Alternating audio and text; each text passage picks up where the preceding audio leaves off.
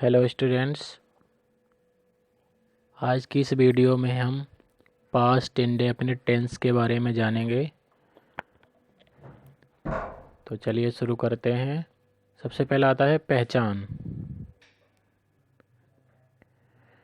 तो जिन हिंदी वाक्यों के अंत में ता था, ती थी, ते थे या फिर आ ई ए शब्द आते हैं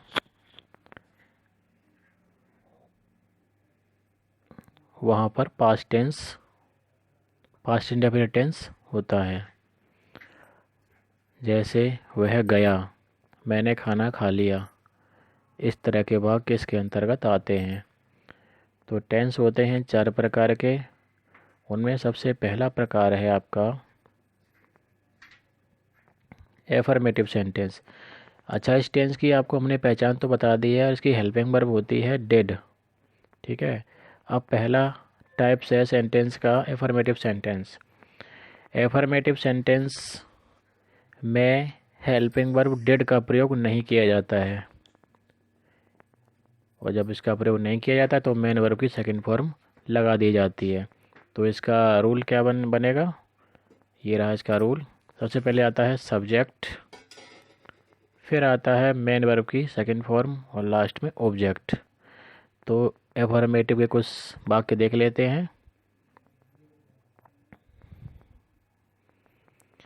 पहला वाक्य, उसने कल मुझे एक कलम दिया।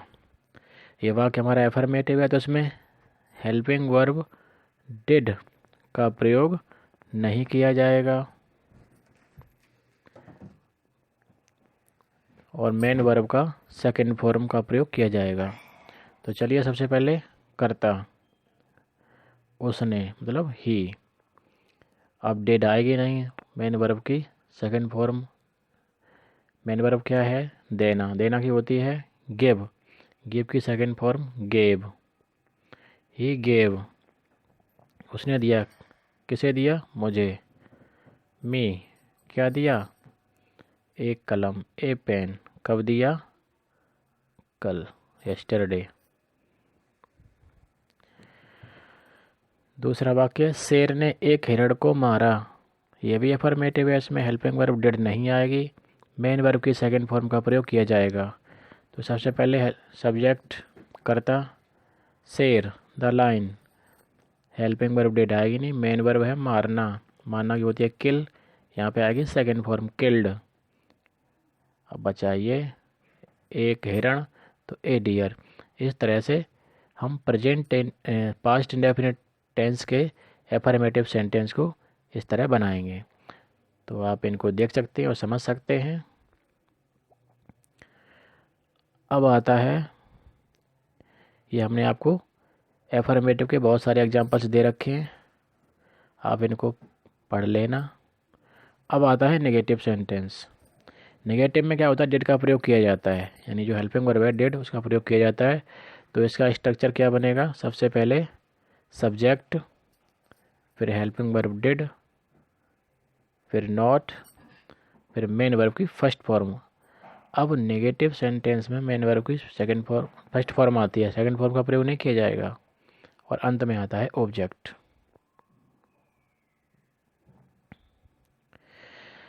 अब बाकी है, वह कल हॉकी नहीं खेला।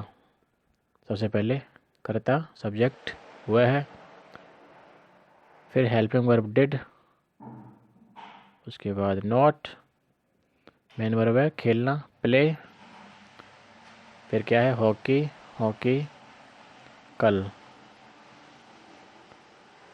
इंग्लिश में क्या है कि कर्ता के बाद, या हम यूँ कहें कि जो अंग्रेजी बनाते हैं वो ऐसे उल्टी तरफ से बनाते हैं, इधर से इधर को। दूसरा एग्जाम्पल है, मैं वहाँ नहीं गया। कर्ता आई, साइक्रिया डेड, नहीं की नॉट, जाना की गो, मेन वर्ब, वहाँ का देयर। इस तरह से अन्य एग्जाम्पल्स दिए गए हैं, इनको आप पढ़ लेना। अब आते हैं इंटेरोगेटिव सेंटेंस। इनमें भी साइक्रिया डेड का प्रयोग किया जाएगा। इसका स्ट्रक्चर क्या है, सबसे पहले क्वेश्चन वर्ड यानी लिखा है, लिख देते हैं क्वेश्चन वर्ड, प्रश्नवाचक शब्द प्लस सहायक क्रिया प्लस कर्ता प्लस मुख्य क्रिया के फर्स्ट फॉर्म प्लस कर्म। अगर हमारा वाक्य प्रश्नवाचक होने के साथ साथ नकारात्मक भी यानी नेगेटिव भी है तो जो नॉट आएगी वो सब्जेक्ट के बाद आ जाएगी और बाकी हमारा स्ट्रक्चर सेम रहेगा। चलिए कुछ एग्जांपल देख लेते हैं। क्या तुम स्कूल गए? सबसे पहले क्या आया? Question word. और क्वेश्चन वर्ड क्या है इसमें? क्या, और क्या शुरू में है, तो जब क्या शुरू में होता है तो उसकी अंग्रेजी नहीं लगाते हैं। तो सबसे पहले क्या आएगा? Helping verb. अब इसमें क्या है कि हेल्पिंग वर्ब चाहे कर्ता एक वचन हो चाहे बहुवचन हो, हेल्पिंग वर्ब हमेशा डेड ही लगनी है। तो उसमें हेल्पिंग वर्ब आ गई डेड। अब क्या आएगा? सब्जेक्ट। सब्जेक्ट क्या है? तुम, तो तुम क्या आ गई? यू। अब ये नेगेटिव है? नहीं है, तो इसमें नॉट नहीं आएगी। अब क्या है? मेन वर्ब की फर्स्ट फॉर्म। तो मेन वर्ब क्या है? जाना, जाना की गो। अब क्या बचा? स्कूल। अब कहाँ को गया? कहाँ गए? स्कूल। स्कूल की लगा दी टू स्कूल। अगर होता आगरा गए, क्या तुम आगरा गए, तो टू आगरा हो जाता। दिल्ली टू दिल्ली हो जाता। ठीक है, इस तरह से। एक एग्जांपल और देख लेते हैं। दूसरा है, क्या मोहन ने अपना कोट नहीं पहना?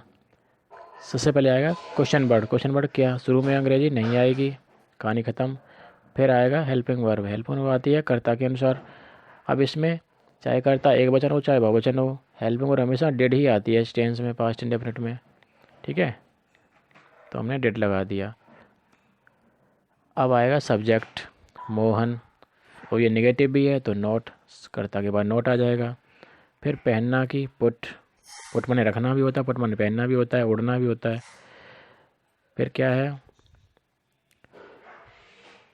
Sorry, put on, put on माने होता है पहनना।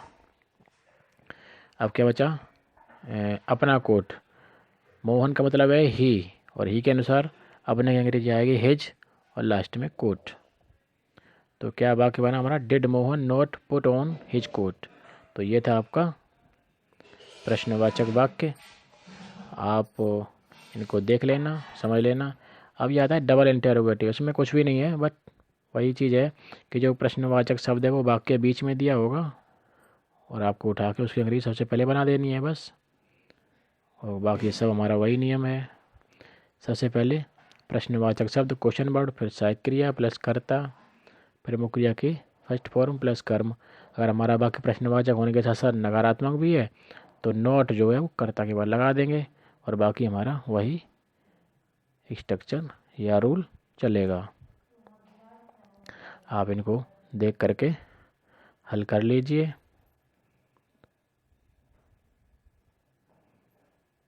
अब आती है एक्सरसाइज। आप इसको अपनी कॉपी में नोट कीजिए, बनाइए और अपनी प्रैक्टिस जो है बढ़ाइए। तो ये वाक्य दे रखे हैं, ठीक है, आप इनको वीडियो पॉज करके लिख लीजिए और लिख करके इनको बनाइए। ये टोटल वाक्य जो है 35 दे रखे हैं। बनाने के बाद फिर आप वीडियो को आगे बढ़ा करके इसके सॉल्यूशन देखिए कि जो हमने जो वाक्य बनाए हैं क्या वो हमारे सही बने हैं। अगर सही बने हैं तो ठीक है, नहीं बने हैं तो आप उससे मिलान कीजिए कि सही हमारे उसमें क्या गलती हुई है। तो इस तरह से स्टूडेंट्स आपका ये पास्ट इंडेफिनिट टेंस समाप्त होता है।